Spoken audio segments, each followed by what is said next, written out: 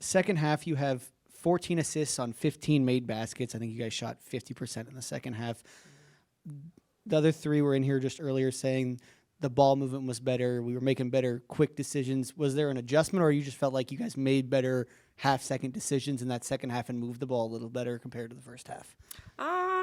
Honestly, I mean, I thought we were taking quality shots too at the beginning. Maybe we were getting wide open layups sometimes and we're just missing. I think it's just the fact that they didn't fall quickly right away is sometimes, I mean, natural reaction is you just kind of get down a little bit, you know, and I told them just keep your heads up, continue to let it fly, continue to touch the paint, and we'll spray. Maybe I thought just our little bit of, I'd say our push was a little bit better in the second half, but again, we don't know when the threes are going to fall, whether it's first, second, third, fourth quarter. We just continue to say let it fly, shoot with a lot of confidence, and that's what they did.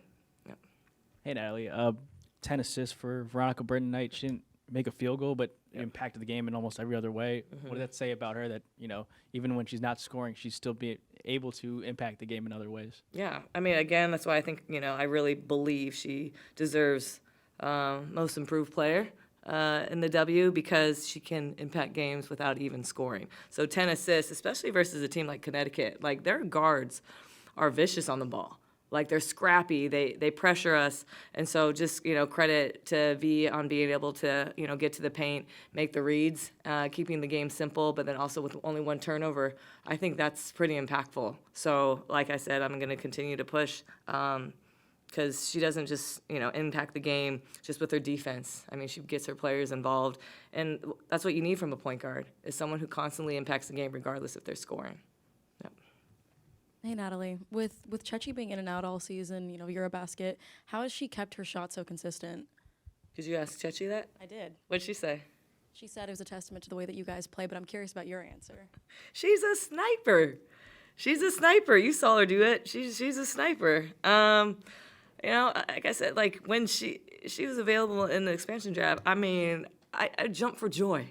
You don't understand how excited I was to get Chechi, you know, and then obviously I watched a lot of her play in the off season too, and I'm just like, wow, I cannot believe she's on our team. And so, and if you watch Chechi's shot, it's one of the most beautiful shots. She has a beautiful release. She never hesitates. She has confidence that's unreal. And again, to her teammates continuing to feed her when she's hot. That's exactly, I think, what we're doing now is finding the hot hand, being super selfless. But yeah, it's all Chechi. It's Chechi and her teammates. I'm not doing anything other than saying let it fly. So I don't know if really that's impacting her. But no, I just think, I even told Chechi, like, maybe you and Steph should have a shootout. I go, you think you could beat them? And she's like, no. And I go, I think it'd be a pretty good contest. And sort of keeping you on your role, talking about your players, what did you see from Tip tonight? She passed Cheryl Swoops, I heard, in all-time scoring. Is that correct? She was 3 points off, I think. Yeah. I mean, Cheryl Swoops is an icon. So I think that type of, you know, award, that's huge. When I was little, I looked up to Cheryl Swoops, and I thought she never missed. And so for Tip to be able to pass her, just, again, credit to Tip of her longevity of her career, keeping her body, you know, fresh, obviously, and then also coming out of retirement. Thank you, Tip. Yeah, and just her taking the leap of faith, like I said, to, you know, want to come and take this journey with me to Golden State. So just really glad Tip is on our team, and she continues to shoot the ball. Question about Chechi still. She got that technical after the three. Is that one of those technicals you're just kind of like, you'll take it because she's being herself? She didn't do anything. I mean, she goes like this. It's a three. It's not. She just does this. So if this credits as a technical, I don't understand why someone would get this a technical. So yeah, she does that. She does it to me too, to like let me know like she's on fire. So yeah, I don't think it was a technical. So yeah, we just move on. Yeah. And just quick follow-up, how do you sort of take the momentum of like a really good shooting game, really good ball movement game onto the road, just like to maintain that like momentum? Yeah, just making sure we get a lot of rest. We talked about recovery right after, so it's a cold tub party right now because we leave at 7:30. We leave really early in the morning, so we got to get there. They got to make sure that they get their recovery now, get home, eat, sleep, and so when we take this 7-8 hour trip to the East Coast, and we got to get their minds right. So that's the biggest challenge. Yeah. Hey, Coach. Terry Nguyen from UC Riverside. Just building off her previous question about Tiff, being that she's like kind of like one of like the veteran leaders, how do you feel like she's helped the team? And then also just like helping you, being it's your first year, how she helped you kind of lead this team, just coaching? So anytime like I get to take a player that I, previously coached, so it was Tip and Kate, gives me a lot of confidence, because they know me. And when I have someone on my team that knows like when I like to get stern or when I like to get mad, like they know what to tell the players. This is what coach is feeling.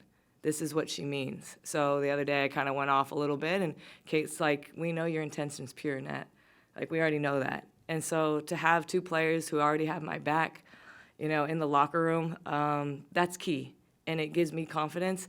And it also gives me a lot of support that sometimes, being a new coach, that I need with a new team. So I'm very, very grateful that both Kate and Tip are on this team. Yep. Natalie, how important was, you kind of touched on it, but how important is it that in the second half you're able to get the bench in there and kind of rest the starters a little bit, especially as you guys are, like you said, about to go on the road for several games? Yeah, I mean, that's what's valuable about our bench is, like, I can play anyone, really. So, again, I always just also see if, like, that unit's rolling, then they're staying. So, again, they played seamlessly in terms of they were locking up defensively. I thought they did a great job executing the game plan on the defensive end. Then offensively, that ball, like you guys saw, it was just moving. It was moving quick. We were getting multiple paint touches, and I think when you get multiple paint touches, that's when you see us, get wide open threes because we can. We can all shoot threes, so our space is pretty dangerous against an opponent. And then Kate goes down with about 30 seconds left, goes to the bench, then goes to the locker room. What did you see on that play? I didn't. Unfortunately, I didn't see it, but she told me she was fine. Yeah, so I'm assuming that she's fine. She wouldn't say it, like, she wouldn't lie to me. But she's also very tough, so, but no, she's fine. Yeah. And I'm sort of curious, what words would you use to characterize what you saw from the Connecticut Sun tonight and how you guys responded? What words would I Use to characterize what you saw from the Sun tonight and how you guys responded? Yeah, I thought they played with a lot of heart. Like, every time we punched them, they punched us right back. Just in terms of, like, executing some of their ATOs, I thought they did a good job. I thought they rebound really well. I thought Morrow, she's vicious inside. I mean, she got how many rebounds? 14 rebounds? How tall is she? I mean, that's a person that's just, height does not matter. She's aggressive. She had 13 and 14. Just someone we just have to take onus of, obviously, with boxing out. So someone who gets that many extra possessions, she's pretty dangerous. But I like their fight. And then obviously it's great to see Mimi, out there doing her thing. Like, we know she's fast, we know she's feisty, we know she can space the floor. So it's really good to see Mimi out there. Yeah.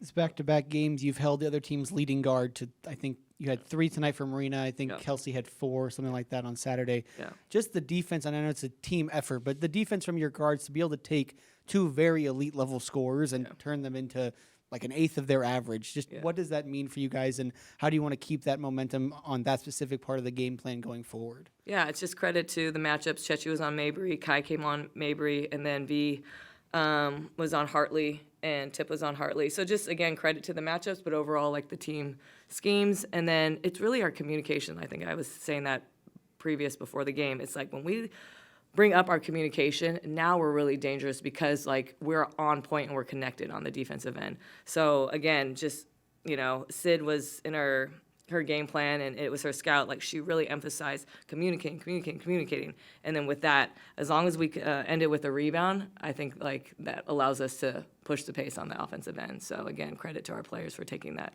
extra level. Yeah.